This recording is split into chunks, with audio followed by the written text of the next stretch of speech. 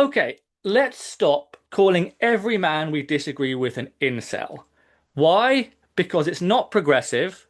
It's actually reinforcing the patriarchal stereotypes that we are suggesting that we actually reject. By calling any man we disagree with an incel, we're suggesting that the worst thing a man can be is someone who is involuntarily celibate, who doesn't have sex or doesn't date because they can't, even though they want to. Right? It might be okay to use this term relating to the specific internet subculture, but calling every man this is simply reinforcing what people like Andrew Tate say, that, well, a man has no value unless he is sexually successful. The incel thing is reactive, it's shaming, and it's harmful when we use it like this.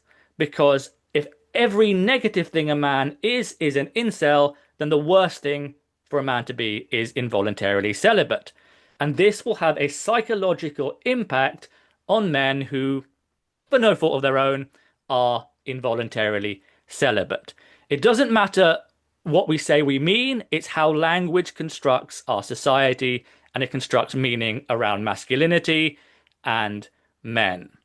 And I hate to disabuse many people of some of their notions, but many men who are not very nice, have misogynistic views. Let's think about Trump or Elon Musk.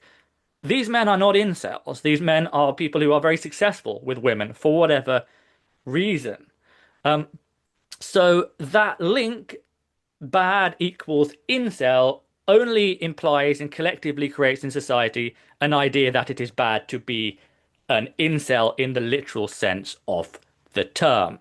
So it's not progressive, it's harmful, and it comes from the same thought process as when people argue with a woman, and it's nothing to do with dating or sex, they start using pejoratives about promiscuity.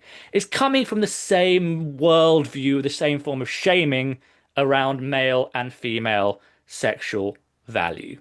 Right? That's what it's doing, unless it's within the specific context of actual incel subculture, which is about some pretty horrible misogynistic views sometimes. Nobody would support that. But the broad use of it is harmful, it's reactionary, and it is a form of shaming.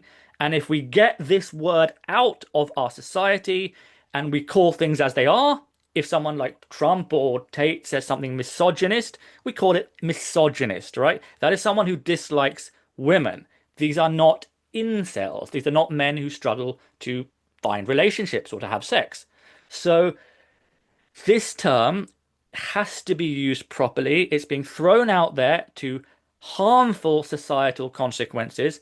And I beg anyone who really cares about gender and really cares about creating a society where less harmful views are not promoted and exaggerated, and we don't leave open windows for people like Andrew Tate, that we think about the way we use our language and we don't call people incels who aren't incels, right? We don't turn this idea of an incel into the worst thing a man can be because our language constructs our societies. And if that's what people see, then that's what they'll think. And then Andrew Tate comes along and says, well, they're calling you an incel, right? I agree, but I think you should stop being an incel by, I don't know, some kind of horrible scheme. So we are leaving men vulnerable to this. Um, and there are many, many, good men out there who are progressive and have kind views and are not misogynist and are unfortunately involuntarily celibate. And they struggle with this. It's mentally difficult. So to hear that word continuously thrown out through society is, in my view, extremely harmful. So let's stop using this word unless we use it in the correct context.